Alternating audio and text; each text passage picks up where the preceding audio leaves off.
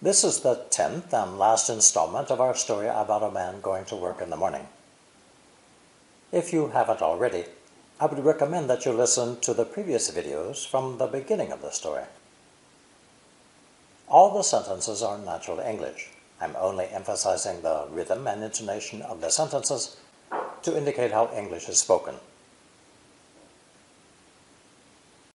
Poor Mr. Black, he's sweaty, tired, and half an hour late. What an awful way to start the day.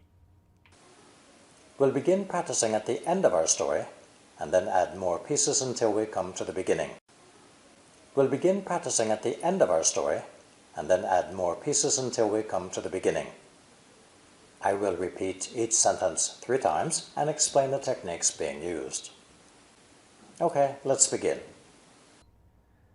What an awful way to start the day.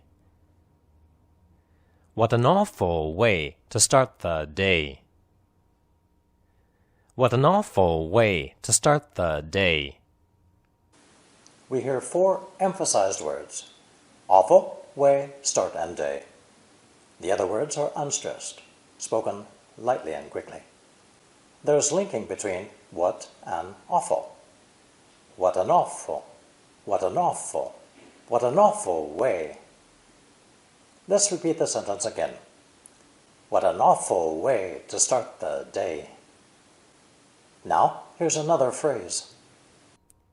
Half an hour late. What an awful way to start the day. Half an hour late. What an awful way to start the day. Half an hour late. What an awful way to start the day. The stressed words in this part are half and late. The words an hour are unstressed and lightly pronounced. 3 words are fluently linked together. Half an hour, half an hour, half an hour late. Put everything together and it sounds like this. Half an hour late, what an awful way to start the day. Let's continue and finish the sentence. He's sweaty, tired, and half an hour late. What an awful way to start the day. He's sweaty, tired, and half an hour late. What an awful way to start the day. He's sweaty, tired, and half an hour late. What an awful way to start the day. The important words are sweaty and tired. He's and are both unstressed. And is almost always lightly pronounced with only the N sound. N. N. The words tired and are linked. Tiredin, tiredin, tiredin. Here's the sentence again. He is sweaty, tired, and half an hour late. What an awful way to start the day. Let's add 1 more piece and our story is complete. Poor Mr. Black, he's sweaty, tired, and half an hour late. What an awful way to start the day. Poor Mr. Black, he's sweaty, tired, and half an hour late. What an awful way to start the day. Poor Mr. Black, he's sweaty, tired, and half an hour late. What an awful way to start the day. Poor and black are the emphasized words. There's 1 linking between black and he's.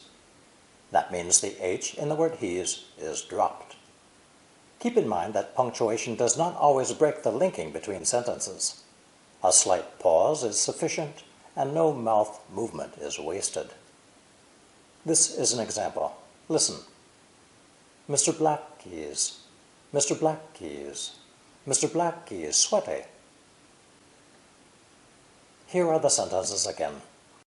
Poor Mr. Black, he's sweaty, tired, and half an hour late. What an awful way to start the day. If you count the number of stressed words in these 2 sentences, there are 10. If you count the number of words or syllables that are lightly pronounced, you will find there are 13. This means that a native English speaker needs to hear fewer than half the words in a conversation to understand. This is the secret to listening comprehension. listening for only the important words. The purpose of this exercise is to improve your listening comprehension and learn how to read and speak in a more pleasant and interesting way. The way we would read this story aloud. Listen. Every morning, at about the same time, Mr. Black leaves for work. Here he's driving up out of the underground garage. "Good morning, George," a neighbor calls out, but Mr. Black's not paying attention. He's checking his watch, afraid that he might be late. "Oh, good Lord," Mr. Black's crashed into the rear of a taxi. Immediately, the men jump out of their cars and start to argue. Who's right? Who's wrong? It doesn't matter. The custom here is to argue and fight. Oh my gosh, what a traffic jam. Just listen to the noise. Shouting, cursing, the blowing of horns. But you can't get out. That's impossible. Everyone is stopped behind the accident, waiting for the drivers to settle their dispute. When will it end? Lord only knows. Neither driver wants to back down. Neither driver wants to lose face. And why is that? It's the loser who pays. It's not my fault. He stopped too fast. What do you mean? You were driving too close. When the drivers can't agree, the police will handle it. The officer in front is directing the traffic, while the other one is writing up tickets. Now that that's over with, I can get to work. Aha! There's a space right in front of that car. Better grab it quick, before it's gone. It's just my rotten luck today. A no parking sign is blocking the way.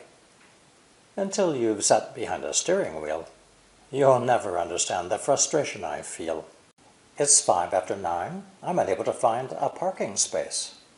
What am I gonna do? I've got no choice at this late hour but to pay the price of a parking tower. Poor Mr. Black. He's sweaty, tired, and half an hour late. What an awful way to start the day. This is the final piece in our story. You might want to check out other videos at our website, The Colors of English, between quotation marks. Thank you for watching.